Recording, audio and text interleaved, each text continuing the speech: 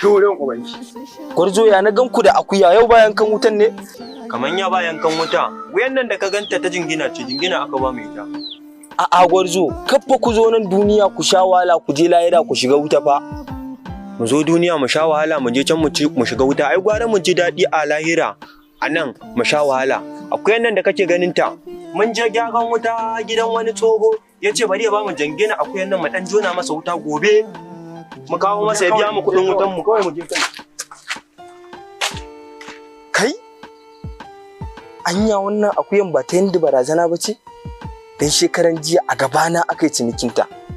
Wallahi sai na ga mata. Inna lillahi wa inna ilaihi raji'un.